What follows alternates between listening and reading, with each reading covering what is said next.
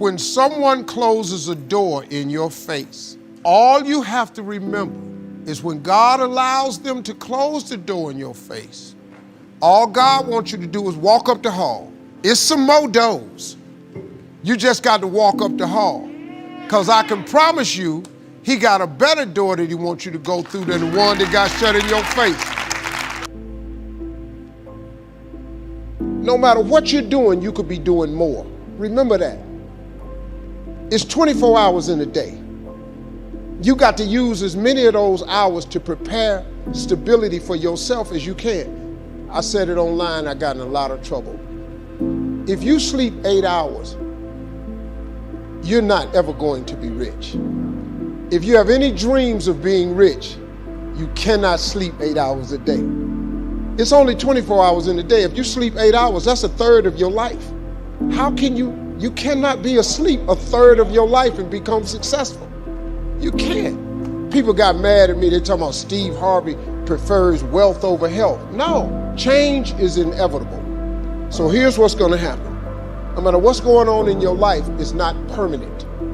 Everything is going to change. I mean, look, in show business, that's all the time. You could come to work one day and they just say the show is canceled.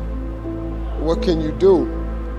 So what I've done is I've produced so much content. I got radio, I write books, I write movies, I do TV shows, I host TV shows.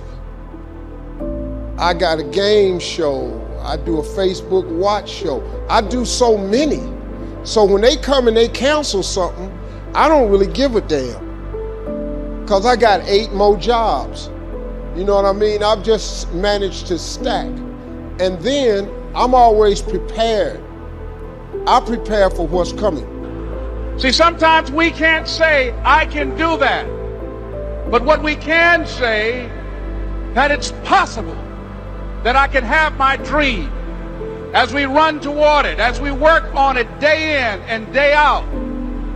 No one, ladies and gentlemen, could have convinced me when I started out just over 6 years ago working on my dream. And I want you to think about whatever your dream is, because I was willing to take a chance. And most people won't do that.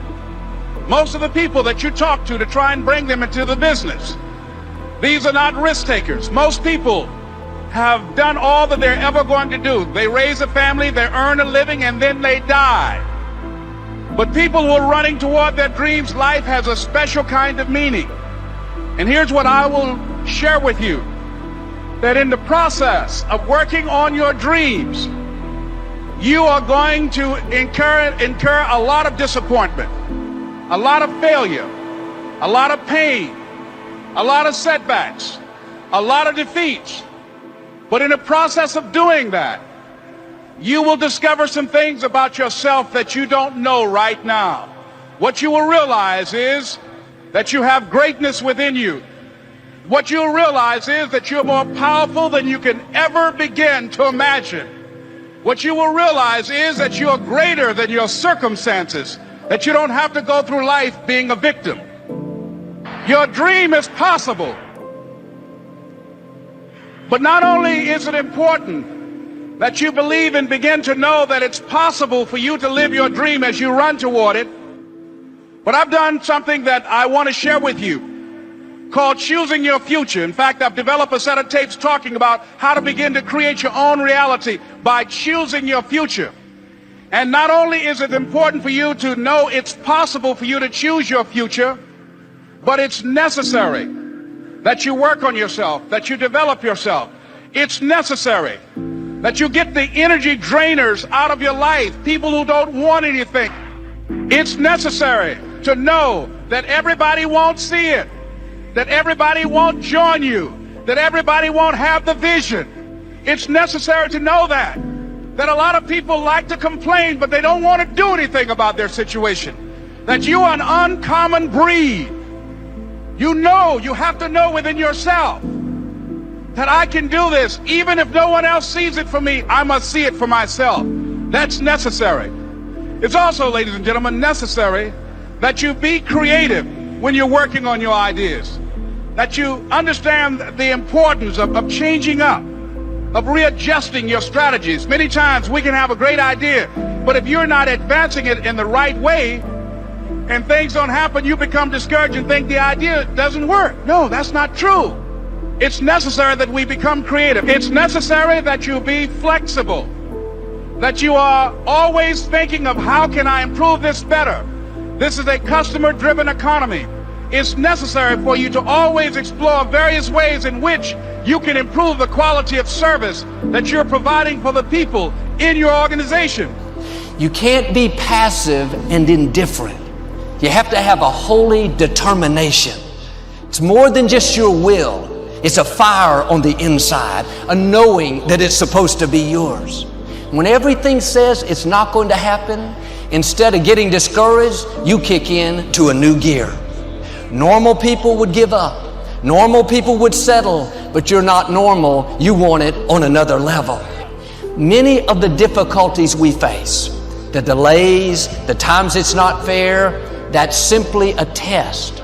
God is seeing how bad do you want it. This is what weeds people out. If you're overcome by problems, you let circumstances push you down, people talk you out of it, you're not going to have the strength or the courage to sustain where God is taking you. You have to be like David. Don't have a weak mentality, have a warrior mentality. You have to be more determined than the opposition. If you give up every time things don't go your way, you didn't want it bad enough. You have to dig your heels in and say, I am in this for the long haul. I know what God has spoken to me. I will get well. I will accomplish my dream. I will meet the right person. You're not moved by what's not working out, by how long it's taking, or by who's not for you. You know who is for you, the Most High God. And we can choose to surrender, or we can choose to take a stand and fight. And there are a lot of people who fight who are still here. There are people who fight and who go.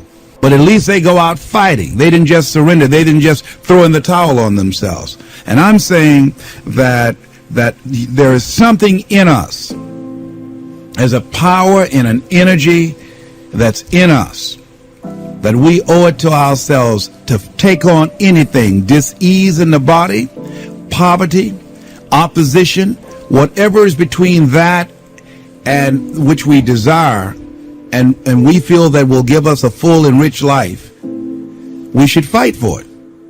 And you've just got to decide that my life is worth this kind of effort, and fight with everything in you, night and day, with every breath that you have.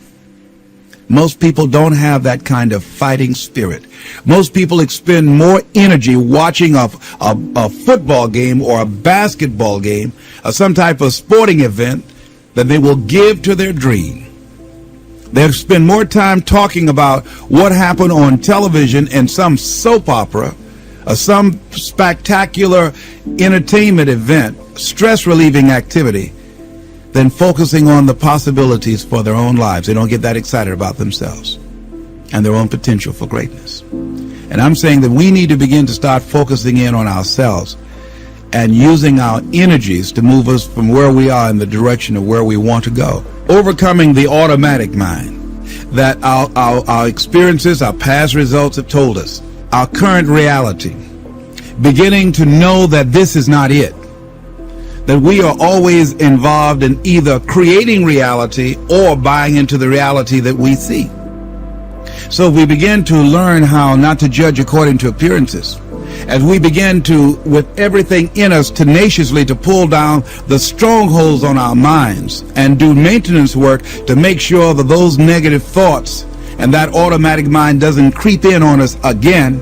So we're worrying about or beginning to only focus on and see the obstacles and the limitations as opposed to the solutions or the possibilities.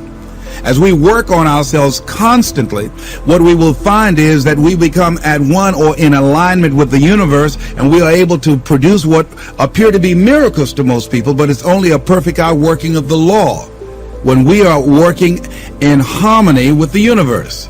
And so the key to it is beginning to continue to have a vision of what you want to create, of constantly working with your feelings and your energy, keeping it positive, and engaging in actions and having things where the pictures, scriptures, music, friends, relationships, goals that challenge you and feed into you and create this new reality for yourself. Because as you continue to hold that in focus, as you continue to charge that with words and sell yourself on your having it, acting as if it already is, when you finally get that feeling, hit that level of consciousness, it will manifest.